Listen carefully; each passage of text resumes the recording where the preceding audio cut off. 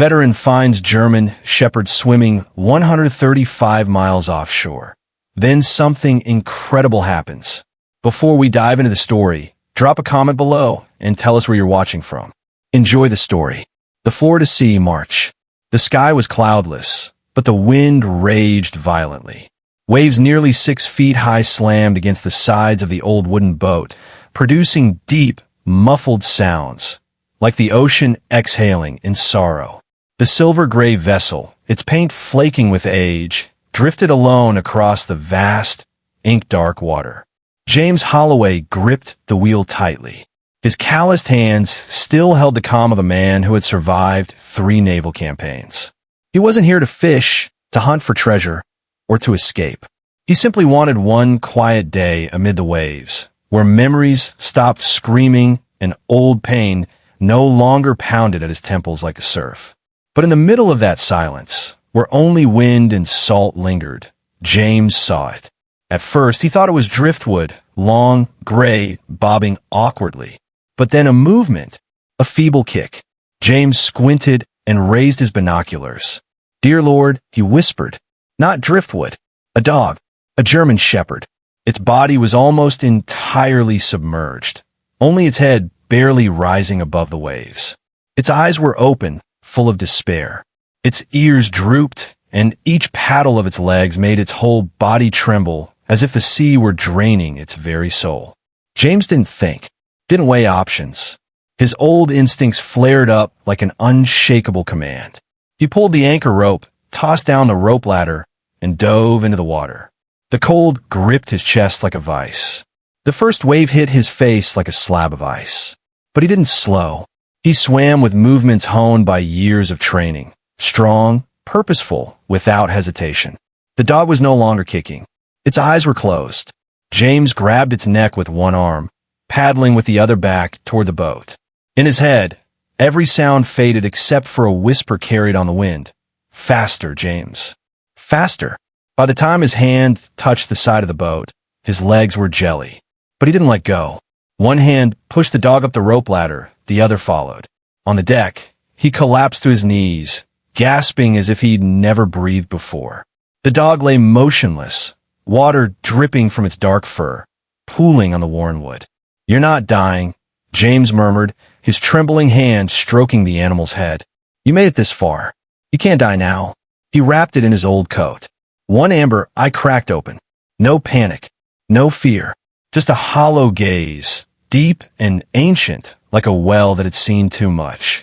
As James secured the wheel and turned the boat toward shore, his heart pounded, not from fear, but from something he couldn't explain. No drifting boat, no signs of impact, no blood, no chain, no one nearby. A German Shepherd, trained, protected, never left to roam, was floating 135 miles offshore. Alone, alive. The wind passed over his back, carrying a scent he hadn't smelled in years. Not salt, but the metallic tang of rust, gunpowder, and morning fog from old base camps. The scent of war. James glanced at the dog. Its fur was clumped with salt, but its ears now lifted slightly. Its eyes were wider, scanning the boat with caution. No bark, no whimper, just presence. Like a ghost that didn't speak, but refused to vanish. And in that moment, James Holloway knew the peaceful life he'd sought was over. Because the sea had sent him something, not to help him forget, but to give him a new mission. A question without an answer. And those eyes were waiting for him to answer it.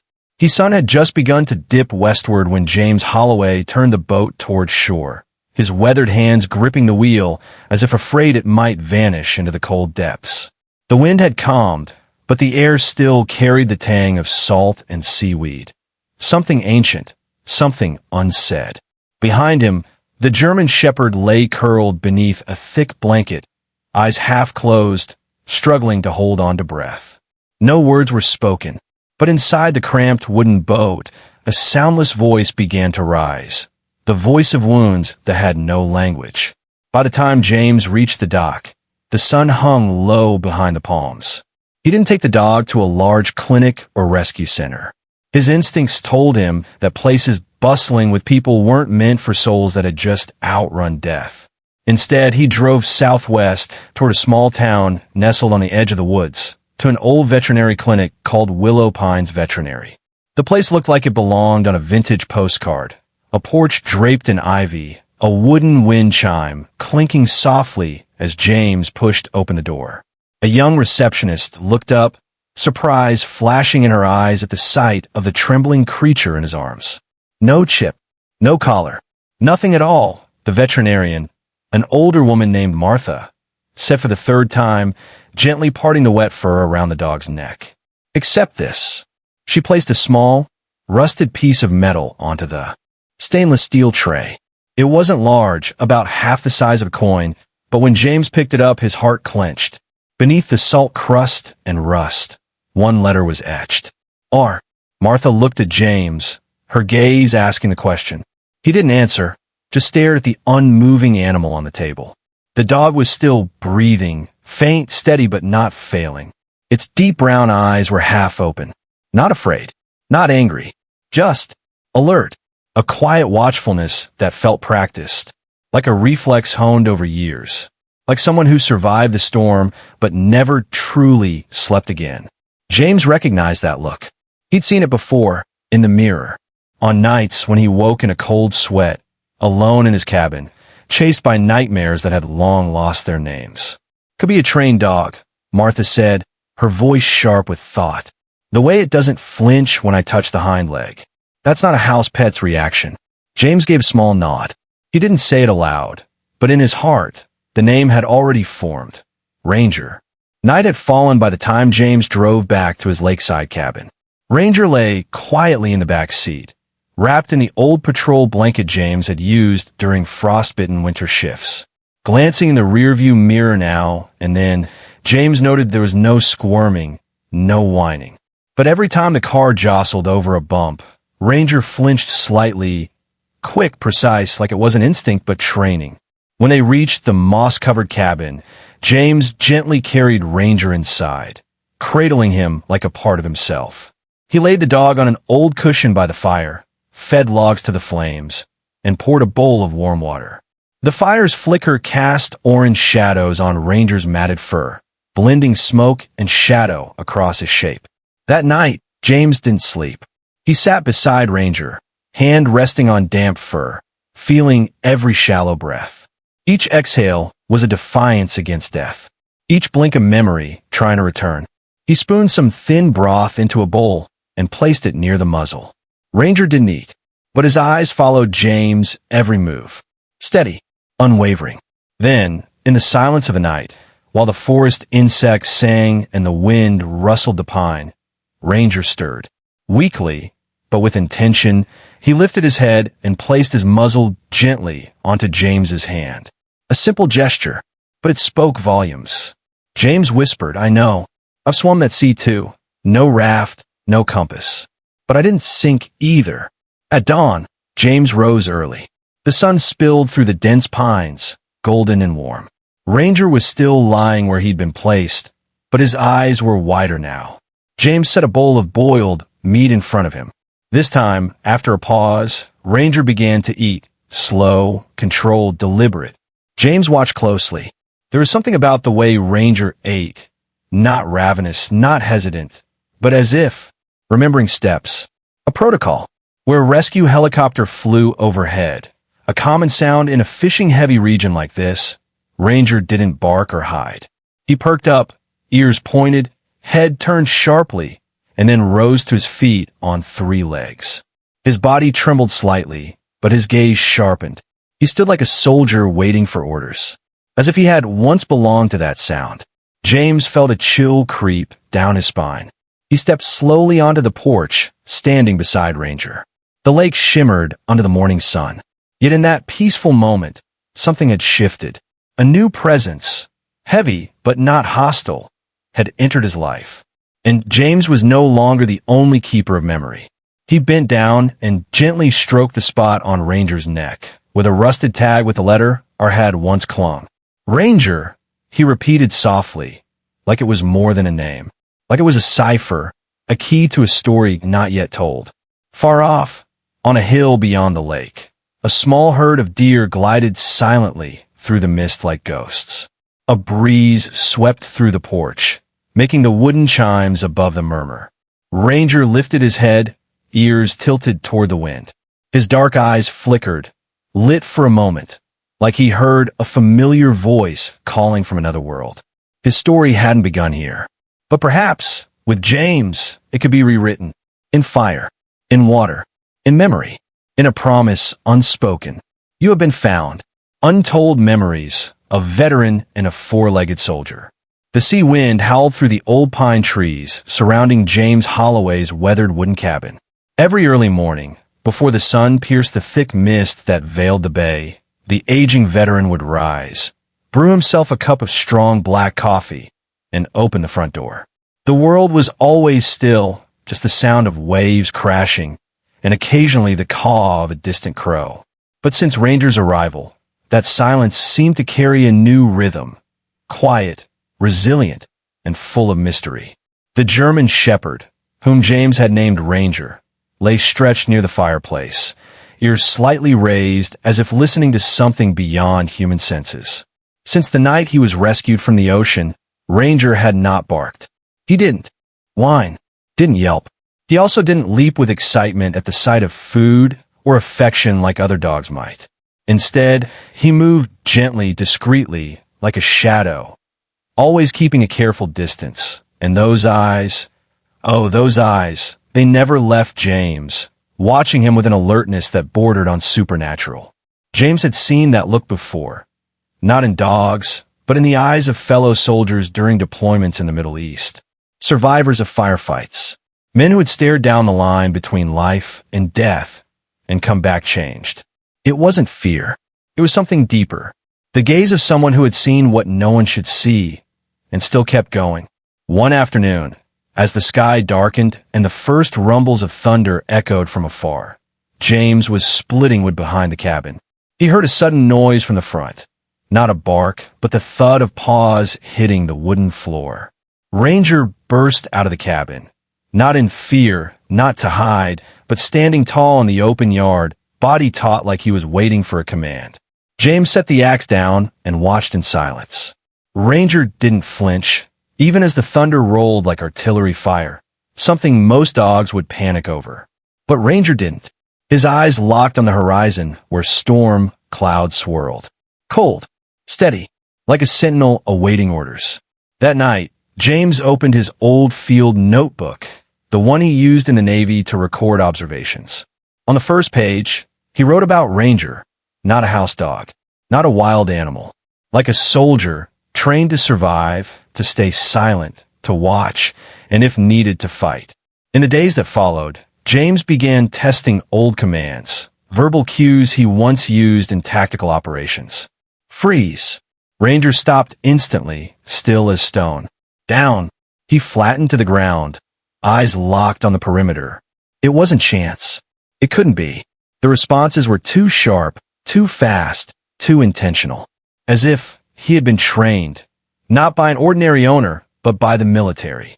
One evening, as silver moonlight washed over the bay, James sat quietly on the porch steps. Ranger lay beside him. In a hush of night, James spoke of war. Not with pride, not with flair, just a low, gravelly voice, like a confession whispered into the wind. He talked about nights lying silent in the desert, listening as his brothers in arms breathed their final breath. About what it felt like to return home, carrying wounds no one could see. Ranger didn't move. But when James said the words, "I lost a friend and I couldn't do anything," the dog gently lifted his head and placed it on James's thigh. James froze. It was a moment without words. A presence. A knowing that went beyond instinct. As if Ranger had felt it too. The next day, James took Ranger to visit an old friend, Hank, a former military canine trainer. They met at a quiet, windswept beach. Hank whistled a series of tactical signals. Ranger didn't react. But when Hank switched to hand commands, silent field gestures, Ranger began to move. Not clumsily, not in hesitation, but with precision and readiness. As though the knowledge was buried deep, not learned, but remembered. Hank turned to James, brows furrowed. "Where did you find him?" Middle of the ocean. No boat. No people. Just him. James, Hank muttered. Dogs like this, they're not bred to guard houses. He was part of a unit. A soldier. James sat still behind the wheel as they drove back to the cabin, his mind caught between fading memories and present truths. Ranger sat beside him, his eyes catching the colors of the setting sun. Both were warriors, one who once carried a rifle, the other who once carried signal. Both lost, but somehow they'd found each other, adrift in the vast unknown. That night, the wind howled fiercely. James didn't sleep. He sat in the shadows, listening to the waves and Ranger's steady breathing. In the dim glow of the old hurricane lamp, he pulled out the rusted metal tag the vet had removed from Ranger's neck. The letter R was still faintly visible, just enough to stir 100 unanswered questions. Ranger, James whispered. That name, it wasn't just coincidence. It's memory. And maybe it's a clue. Ranger didn't reply. But for the first time since arriving, he walked closer and rested his head on James's leg. A simple gesture, but to James, it was the beginning. A vow made in silence between two broken souls relearning how to live together. In a place where the sea wind never rests, where an old soldier quietly endures and a four-legged warrior still carries unspoken secrets, a story had begun. Not just of healing, but of truth, and a loyalty that cannot be destroyed. Dark Dossier, Asset R7. That night, in the dim flicker of an old oil lamp, James Holloway sat in front of a dust-covered laptop he hadn't touched in over 2 years. The screen flickered slightly with each gust of ocean wind sneaking in through the cracked window. Ranger lay before the fireplace, eyes half-lidded, ears perked as if guarding against something James couldn't see. A sense of unease slithered up his spine like an undercurrent beneath the bay. The old USB stick he kept in a tin box in his drawer, just in case, he always told himself, was now the key to a dark maze of secrets. Biometric login, quadruple encryption. No one outside the system could get in. The final screen appeared. James typed the last string of characters. K9 Ops, Deepwater Deployment, non-tagged. A list of files emerged, most blocked by access levels higher than he ever held. But then, under a corrupted metadata tag, one name surfaced like a whisper in the night wind. Operation Nightmark. James felt the blood drain from his face. He'd heard that name before, vaguely, in the back room of a closed-door briefing during his service. Always glossed over, always buried beneath thick folders and sidelong glances. He clicked. Access restricted. Level 4 clearance required. He exhaled slowly. Then, hesitantly, he opened the override shell, a bypass protocol only senior Navy officers ever knew. One he'd never used. Until now, the screen blinked. Override granted. Partial access enabled. Lines of code spilled down the screen. Then a single PDF file opened. Asset R7. Operational brief. James swallowed hard and clicked. Codename R7. Breed. Purebred German Shepherd. Sex male. Training purpose. Underwater reconnaissance. Chemical scent detection. Submerged object tracking. Program. Nightmark. Primary handler. Redacted. Status. Confirmed missing in action during deployment. Suspected technical failure. Presumed lost at sea. Unrecovered. Time of loss. 3 days prior to present date. James went cold. He looked over at Ranger, who was now upright, eyes locked on him, unblinking, as if he knew or remembered. R7. Not just a name. An identity forged in secrecy. The product of a mission where morality had a price. James shut his eyes. His thoughts raced. So it wasn't a coincidence that Ranger appeared in the middle of the ocean. He wasn't abandoned by fishermen or a shipwreck. He'd escaped from what? From whom? And why? But with that knowledge came a silent dread. If Ranger had been declared dead, then someone, somewhere, likely wanted it to stay that way. And if they found out he'd survived, they wouldn't come to save him. They'd come to erase him. A distant thunder rumbled over the sea. Rain was coming. James shut the laptop, yanked the USB out, and walked over to Ranger. He sat beside him, hands still trembling, but his voice steady. R7, or Ranger, they don't own you anymore. If you swam 135 miles just to survive, I swear I won't let anyone drag you back into that hell. Ranger tilted his head, then slowly stepped forward and rested it on James's knee. No words needed. That simple gesture was enough. A vow had just been made, one silent, unshakable bond of trust. The next morning, James didn't leave the cabin. He spent hours reactivating the old security system he'd once installed around the property. He cleaned each camera lens, rebooted the DVR, checked each signal. Not because he was paranoid, because instinct told him something was coming. On the kitchen table lay a printed copy of the R7 file, sealed in a plain envelope. James scribbled across the front in pencil. "Do not open unless I disappear." He carefully slid it beneath the floorboards, right under the spot where Ranger usually slept. Ranger, no, Asset R7, was no longer a mystery. He was a key to something much larger than James had ever imagined. And in a world where shadow programs bury their evidence deep, the survival of a lone dog in the open sea could be enough to unravel everything. Evening came. Rain tapped gently on the tin roof. James sat on the porch, hand gently stroking Ranger's head, eyes scanning the bay. A breeze slipped through the eaves. A soft tick echoed from the eastern camera, motion detected. James narrowed his eyes. A black SUV, unmarked, had turned off the main road, rumbling slowly down the dirt path half a mile away. The story was no longer hidden, and those who lived in the shadows were moving closer, eyes watching from the shadows, the hunt without gunfire. 2 days after James uncovered the classified Operation Nightmark files, an eerie stillness settled over his weathered coastal cabin. It was late afternoon. Golden sunlight filtered through the trees, edging the seaside forest, and the waves whispered softly along the dark sand shore. But beneath the serenity, something felt off. Ranger sensed it first. The German shepherd snapped to his feet on the porch, ears erect, eyes fixed on the tree line, as if he'd heard something beyond human perception. James stepped outside, an old rifle slung over his back, eyes calm but sharp. "What is it, Ranger?" he asked in a low, steady voice. Ranger didn't bark, didn't growl. He simply stared at the red dirt road weaving out of the forest. A minute later, the low, deliberate hum of an engine reached James's ears, not the casual rumble of a civilian vehicle, but something deeper, controlled. A black SUV, unmarked, rolled into view between the trees. James held his breath. No warning. No visitors. No one stepped out.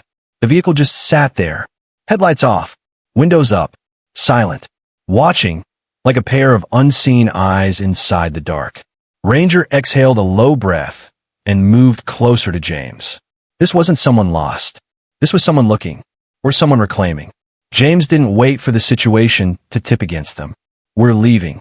Right now." He pulled his rifle, signaled Ranger, and together they disappeared into the woods, like ghosts who knew every route and shadow. For miles north of the cabin sat an abandoned training ground, once a covert naval recon site under James's command before he retired. Hidden behind a rocky bluff and camouflaged by dense terrain, it was virtually unknown, except to those who'd once survived because of it. The air turned cold as they arrived. Ranger sniffed through every crevice, confirming no intruders had breached the perimeter. The underground bunker still held. Damp, dark, but solid. James swept away leaves and dust, then flicked on a flashlight. The beam trembled over walls still scarred with training round marks. "Welcome home, old warrior," he muttered. They stayed hidden there through the night. Ranger lay close to the entry shaft, alert, never once looking away from the path through the woods. James opened his laptop, scanning through the decrypted files. Strange codes and terms appeared, pieces of a buried sub-operation within Nightmark. Something called Delta Unit 3 had been tasked with one directive: retrieve Asset R7 if compromised. The next morning, James and Ranger climbed a ridge overlooking the path below. The SUV was gone, but tire tracks remained, clear in the soft earth. Carved into a nearby tree was a knife symbol, A circle with two horizontal lines. A code. Target located. James felt it deep in his chest. This wasn't a warning. They'd come back with weapons, with intent. But he was no longer alone. And Ranger, though silent, stood beside him like a soldier not waiting for orders. In those amber eyes, glowing beneath the thicket shade, James saw a quiet vow. No one's dragging us back into the dark. Before sunset, James rigged early warning wires and bait alarms around the old outpost, just like he had back in the jungle years ago. He didn't want a firefight, but he wouldn't let the past reclaim Ranger. As dusk settled, mist crept across the forest floor like wandering spirits. James and Ranger lay side by side in the bunker, two fractured souls keeping watch for the light. But they both knew tonight would not be quiet. The choice of a free soul. The sky above the bay was thick with fog that morning, as if even nature itself was holding its breath. James Holloway stood silently under the weathered wooden roof of an abandoned radar station, eyes locked on the narrow forest path, the only way the strangers could approach. Beside him, Ranger lay curled like a shadow, ears high, muscles taut. He didn't bark, didn't whimper, just a watchful stillness. The readiness of a soul once trained to obey, now learning to trust again. A few hundred meters away, just beyond the cliff that overlooked the sea, the shape of a black helicopter glided past like a ghost. No logo, no beacon, no warning. James rested his hand on the old pistol wrapped in oilcloth. He knew it wouldn't do much against their modern tech, but he kept it anyway, part ritual, part reminder. This was about more than survival. This was about dignity, trust, freedom. Ranger let out a low growl, not loud, but deep and pulsing, like a war drum echoing from within. And then they arrived. 4 figures, dressed in dark gray uniforms, masked. The one in front was different. No weapon, no mask. Just a cap pulled low and eyes colder than winter steel. In his hand was a small device glowing with a dim red light. Every time he pressed it, a near-silent tone pulsed, inaudible to humans, but Ranger staggered as if it struck the very core of his mind. The dog howled, a cry of pain, not from injury, but from something deeper. Memories being forced open by frequency, old commands. R7 sit. The man's voice cut through the mist like a blade. Not loud, but sharp with authority. Ranger dropped to his haunches. His body trembled. Eyes dulled. James stepped forward and gently placed a hand on his neck. That's not his command anymore, he said hoarsely. He's Ranger now, not a number. The man didn't acknowledge James. He only stared at Ranger. Then, another press of the device. Ranger cried out again, this time his body convulsing, drawn backward towards something unseen. Pulled into the darkness James had read about in those declassified files. Operation Nightmark. Training that should never have been inflicted on a living creature. We have authority to reclaim stolen property, the man said coldly, eyes still locked on Ranger. You can leave, Mr. Holloway. This doesn't concern you. He's not property, James answered, each word etched with stone. And if this has nothing to do with me, why did you come all the way out to the end of the world? Ranger lifted his head, eyes flickering with a spark. James leaned closer. You don't belong to them, he whispered. Not anymore. I won't give you orders. I'll just be here, if you choose freedom. And then something changed. Ranger, still shaking, slowly stood. No bark, no growl. He locked eyes with the man, the one who had once trained him, once tethered his soul to frequencies and commands.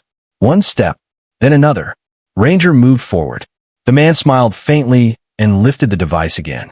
But at that moment, Ranger sprang, not at the man, but past him, straight toward the masked operative behind, the one carrying the tranquilizer rifle. A hard impact. The rifle hit the ground. The man toppled. Shouts echoed through the trees. James seized the moment. He yanked a rusted wire, toppling a row of old oil drums rigged the night before. Thick smoke rose, mixing with the morning fog. Chaos. Ranger turned, eyes searching. James gave the signal. Together, they vanished into the trees, cutting through brush, weaving through an old escape path James once used during field drills. Behind them, voices rang out. R7, return. That's an order. But Ranger didn't stop. He didn't look back. He just ran. They reached the narrow crevice near the waterfall, a shelter they'd used during a storm just days earlier. Both collapsed, gasping for air, hearts pounding. No words. Then Ranger approached. His eyes no longer clouded, no longer the stare of a creature bound by orders. He pressed his head against James's knee. James ran his hand gently over the back of Ranger's neck, where the old control device had once scarred the skin. His voice came soft. You made your choice, didn't you?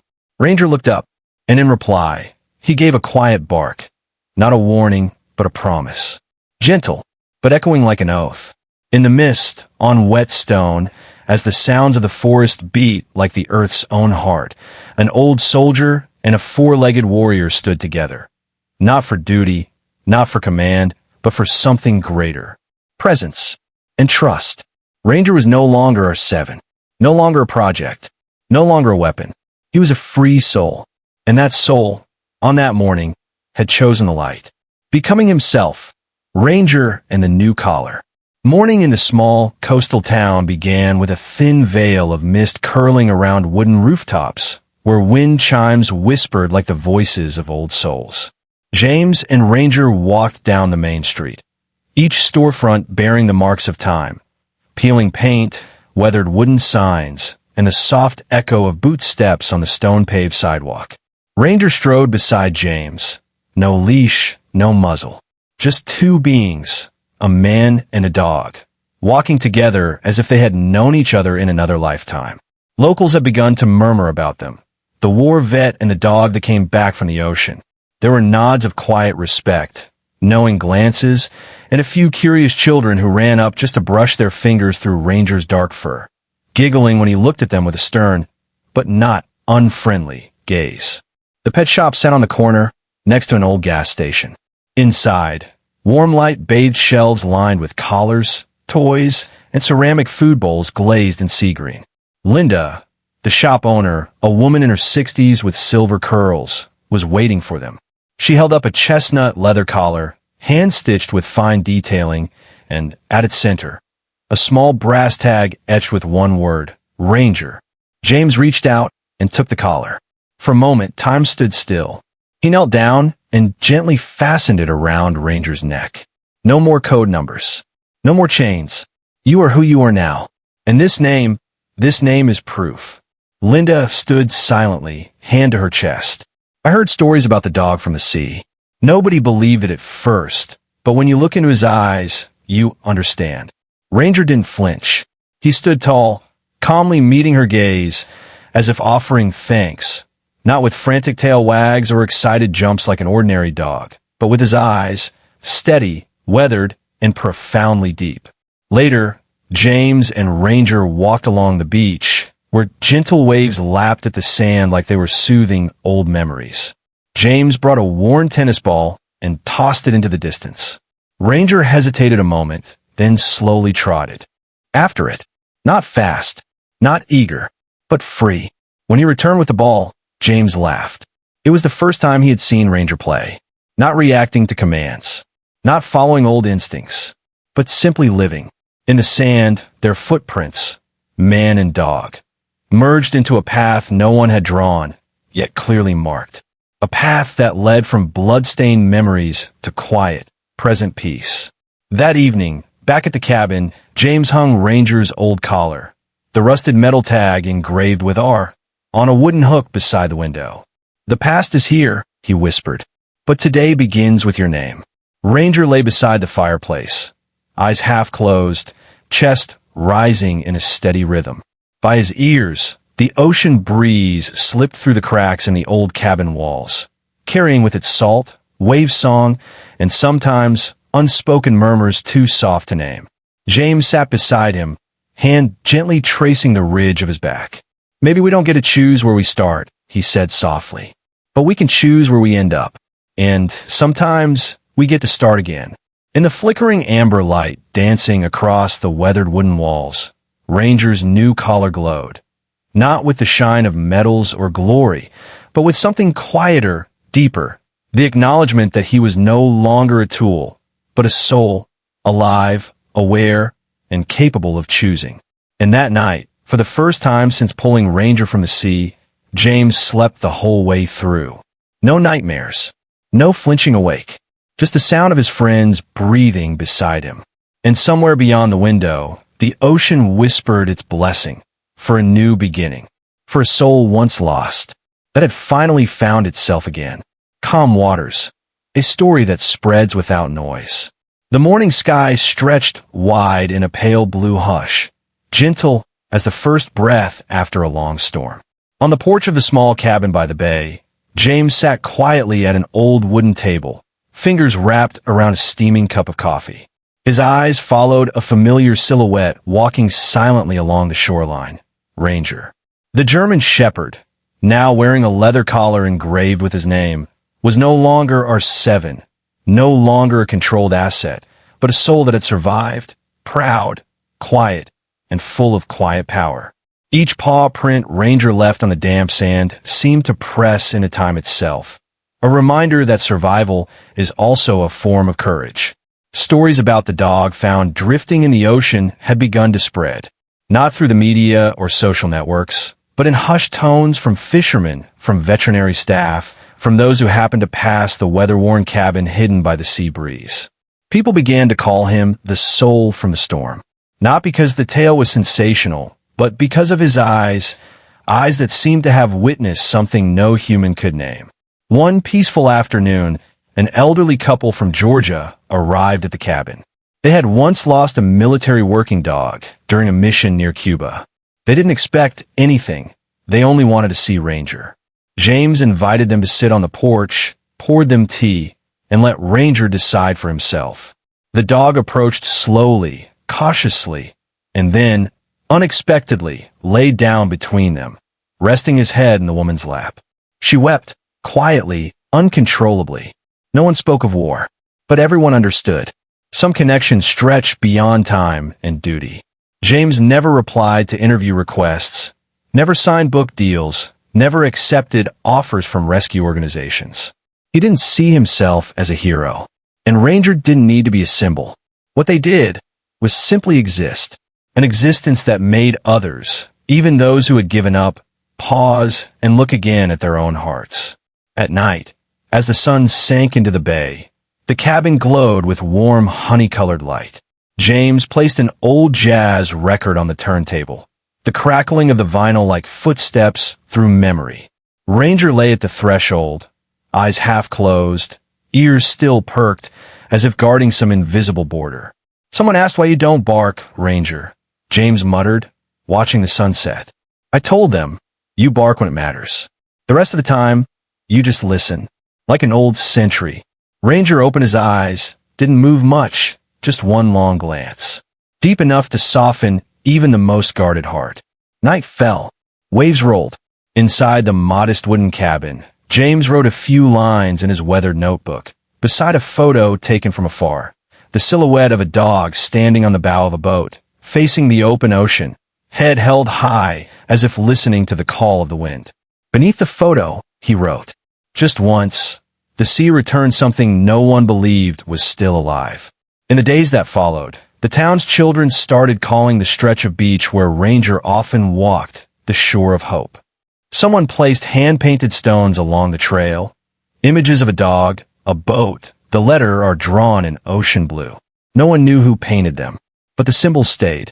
One morning, a man in sunglasses appeared at the edge of the dirt road, a professional. Camera slung across his shoulder. He didn't take pictures. He just stood there for a long while, looking at the cabin, before quietly walking away. James watched him from the window, but said nothing. Ranger watched too. No growl, no bark. They both had grown, used to shadows. But they had also learned not to let the past dictate the future.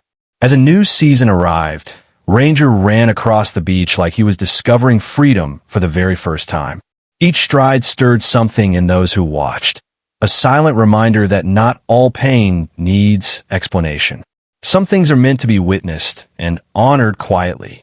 James sat on the porch steps, cradling an old ukulele.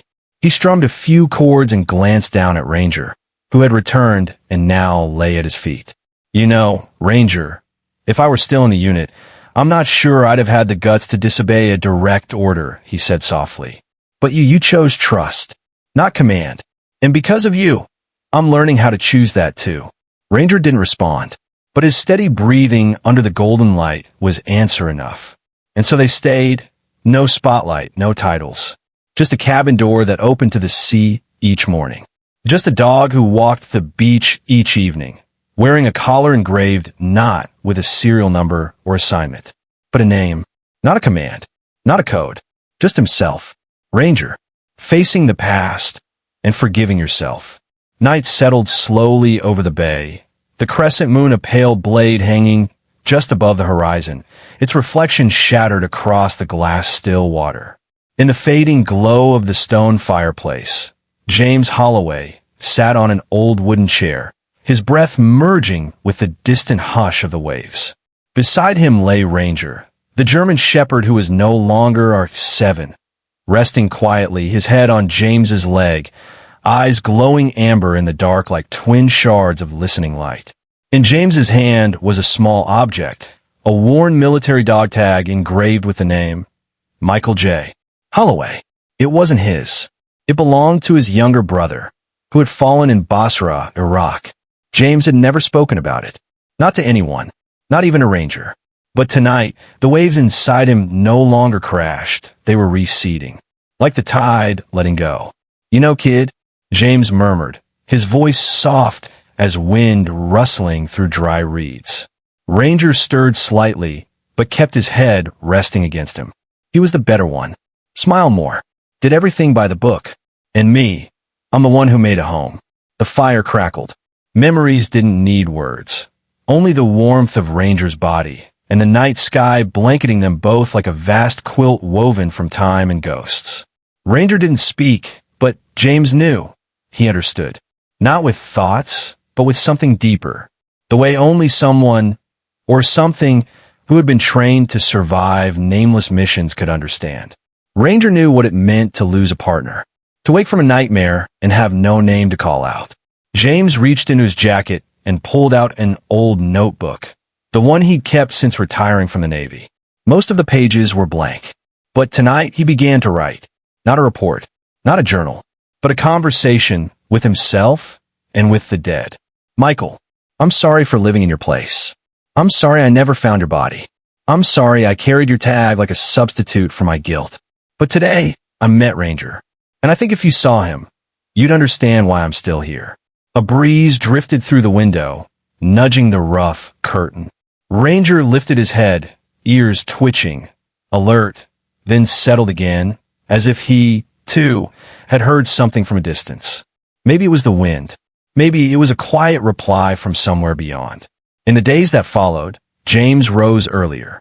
He took Ranger for walks along the shoreline, where the rhythm of the waves hitting the sand sounded like whispers from the ocean. He spoke to Ranger, not like a dog, but like an old comrade. Ranger listened, never interrupted, never needed to understand at all. But in his gaze, there was a kind of raw, ancient understanding, one that words could never carry. One afternoon, James visited the military cemetery in St. Augustine. He brought Ranger. No leash. Just two veterans walking side by side among the white headstones lined like formation. They stopped at one grave with no name, only the words, "Known only to God." James didn't cry. Ranger didn't howl, but they stood there for a very long time. As the sun lowered and their shadows stretched across the green grass, James whispered, "I forgive you, Ranger. And I think I forgive myself too." It wasn't healing, not fully. The wound was still there, but it no longer defined him. Just as Ranger, once a number, once controlled by signals, now lived by his own choice. A dog with a name, with freedom, and with a man who walked beside him toward sunrise. That night, as they returned to the cabin, James realized something. Forgiveness doesn't mean forgetting. It means looking at the old scars and choosing to move forward, even if your steps falter, even if the memories still ache. But now, He wasn't walking alone. Ranger moved beside him, steady, like a shadow from his past reflected in the mirror, back when he was a soldier. And even now, as a man learning, slowly, how to be kind again, to the life he's still living. No need to run anymore. Home is where someone waits. The sea that day was unusually gentle. There were no distant engines humming across the horizon, no crashing waves like the ones James Holloway had learned to brace for. Only the soft rhythm of the tide brushing against the damp sand, and a few white clouds drifting lazily across the late winter sky. The small cabin at the edge of the bay glowed in the amber light of sunset, its faded tin roof resting like a quiet pause in a landscape painted with memory and affection. James sat on the wooden steps, a mug of cold black coffee in hand.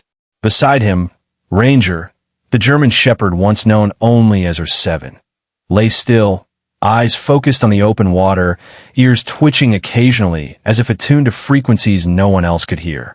But there was no trembling now, no commands, no signals humming through his mind. Only the wind. James exhaled slowly. "We don't have to run anymore, boy." No one else heard him, but that wasn't necessary. Ranger lifted his head, deep brown eyes locking with James's, then dipped slightly, a gesture James had come to recognize. It wasn't obedience. It wasn't programming. It was consent, a quiet, willing reply. Before them stretched the bay that opened into the Pacific Ocean. Not long ago, it had been their last line of escape, a threshold of desperation, where every footstep had been weighed with fear of being hunted. But today, the water lay still like a mirror, not reflecting fear, but a kind of peace only survivors of storms could truly understand. James stood. His prosthetic leg faltered slightly before he steadied. He picked up his old hunting rifle from the porch railing, not to arm himself, but to hang it back on the hook by the door. A clear sign. He didn't need it anymore. Ranger followed at his side, still moving with the silent grace of a forest shadow, but no longer with tension. He walked now as a companion, not a protector.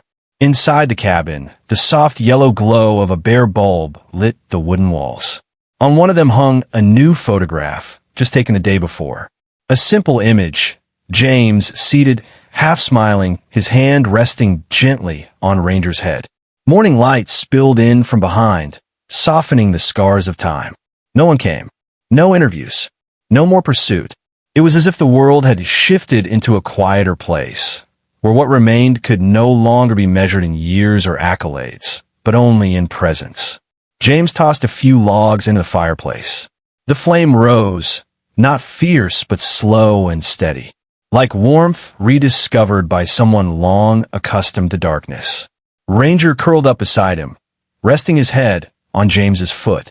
After a moment, James placed his hand on Ranger's head, fingers running through the thick fur he had once combed to rid it of salt from the sea. "You came out of the sea like a ghost," James whispered, "but you stayed like a promise." Outside, the moon had risen over the horizon, golden as a fire aged in silence. James stood again, pushing open the back door wide. The smell of salt, damp grass, and night air swept in. He didn't need to run anymore. Ranger didn't need to hide. And if anyone ever asked where they had gone, this was the answer. They were home, not because it was the safest place, but because, finally, there was another soul waiting. Not out of duty, not out of need, but simply because they had chosen to trust and chosen to stay. And that was true freedom. In a modern world filled with noise and relentless pace, the story of James and his dog Ranger echoes like a quiet, profound whisper about survival, choice, and trust. Not all of us have drifted at sea or survived a covert mission, but each of us, in our own way, carries wounds without names. We've lost loved ones, fallen into the shadows of regret, and wondered if we're still worthy of being loved again. In those moments, what we often need isn't advice, but presence, a look, a gentle touch, or simply a creature willing to sit quietly beside us. Ranger is no longer our Seven, not because someone erased his designation on a piece of paper, but because he was called by his name, by someone who saw in him more than a trained tool, a living soul, wounded but still choosing to trust again. And James is not useless just because he sits alone in an old boat on a quiet bay. He is proof that sometimes rebirth begins with a simple act, like saving a dog drifting in the ocean. Not out of duty, but because the heart simply couldn't turn away. We live in a society obsessed with speed, results, and, at times, a kind of perfection that feels almost inhuman. But the story of James and Ranger reminds us, not everyone needs to be fixed. Sometimes, what we need most is to be accepted, exactly as we are. Wounds, seen or unseen, don't have to disappear in order for love and a full life to be possible. Honest companionship, free of judgment, can heal in ways no clinical method ever could. So if you've ever felt lost in life, in a crowd, or in memories that won't let go, remember this. Miracles don't always come in grand gestures. Sometimes, they arrive as a quiet creature who can't speak, in a hush of waves at dusk, or in a whisper that says, "We don't have to run anymore." Because home, in the end, is simply the place where you are truly seen and still allowed to stay. Thank you so much for being here. Your support means everything, and I can't wait to bring you more heartfelt stories soon. Until next time, stay kind, stay inspired, and I'll see you in the next one.